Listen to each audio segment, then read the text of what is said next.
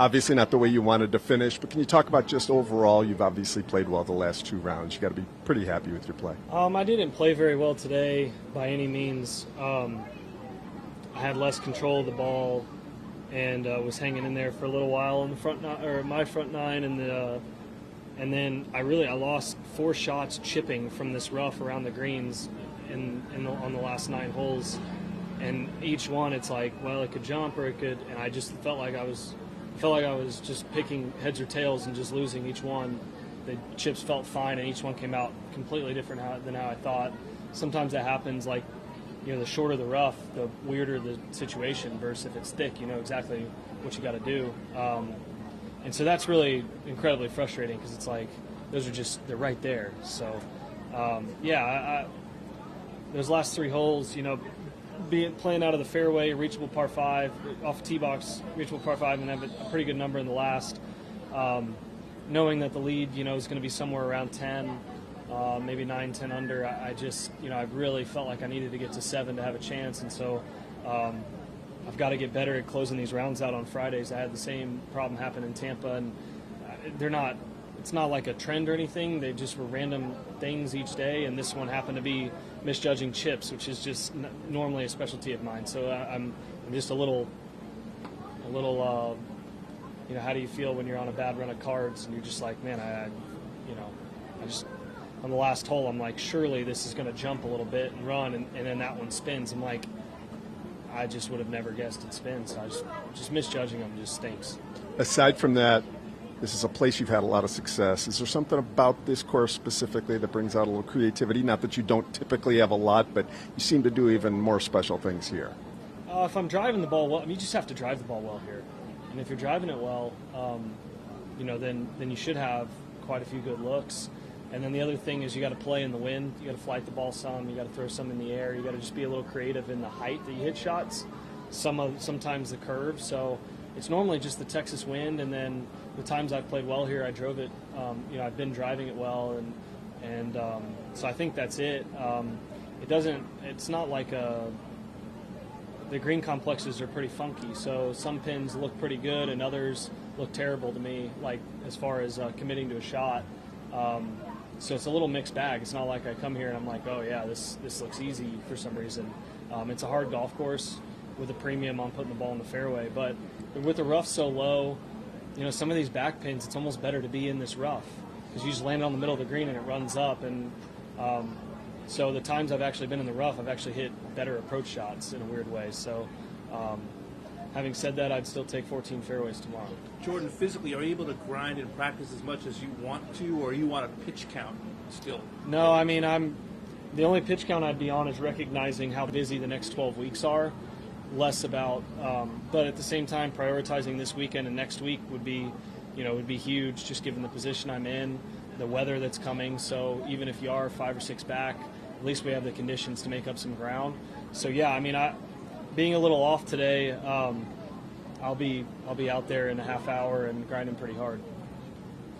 One more. I know you're like 20 minutes out of a round, but I saw you in the fall up at Brookhaven, and you gave me a very specific timeline for where you wanted to be, where you thought you should be by January 1st. If you look back at that now, where are you on that timeline? Have you surpassed what you thought you could do at this point after the injury? I think that I'm very pleased with how I approached the rehab. I think, like, I wake up in the morning and my wrists do not feel the same, they're comparably. Like, my left wrist is just to close my fingers is like, it feels like it's twice the size. But after 10, 15 minutes, it's fine. It doesn't hurt. It's not sore. It just is so tight every morning after sleeping. And so I think I'm a little surprised that that's staying that way. But I'm also pleasantly surprised at the performance from, my first event at Pebble. I had a couple shots in the first round where I was like, oh no, just bunker shots and stuff, flop shots. And I've had the occasional one here and there since, but I get in thick rough, or I get in, shots where there's rocks around or whatever, and I'm thinking the same way I thought before I had surgery. So I'm very pleasantly surprised at that. So my speeds come back mainly this week. For the first time, I've been about 3 or 4 miles an hour short with the driver off of last year, and my speeds come back gradually. I was at 68, 69 ball speed a week before Pebble, and I'm at 78, 79 this week. So that's a huge difference, which is nice. And that's, most of it came back as I started to play and it warmed up. But then, for whatever reason, it's just faster this week. Jordan, were you using the Vokey SM10 today? Yeah, same. Yeah, whatever is that the newest one? Yeah. Yeah.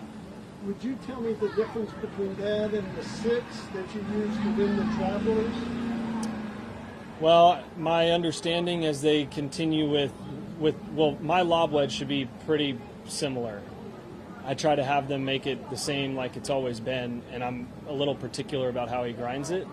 But my understanding in the improvement of wedges is moving some of the center of gravity around to where a lot of the full shots end up with tighter misses. So it'd be less about a bunker shot wouldn't make much of a difference from that wedge, but because it's the same bounce, it's the same grind. Would you ever change that in the next coming weeks? Would you No. change it because of sand consistency or anything like that? No, so it's interesting. I grew up on Into the Grain Bermuda. I learned a chip where you had to cover the ball. You had to hit ball first. You don't use the bounce. And so I have no bounce. Obviously, you have to strike the ball well, or you're going to look pretty bad without any bounce. But I also train bunker shots to hit as close to the ball as possible every time. Try to fly it with spin to the hole. There are occasions where you chunk and run. The lies dependent on that. But I don't really have many issues with the low bounce. If I had a high bounce, I'd have a harder time on some of the low spinning shots that I like to play around the greens. So I've actually never experimented with more bounce. If anything, I've tried to get the same amount on a different grind here or there. I think I messed around with one maybe like 5 or 6 years ago, but very little. Sorry, Jordan, in general, what are the challenges to putting in the hill country compared to other golf courses? Well, it's all different.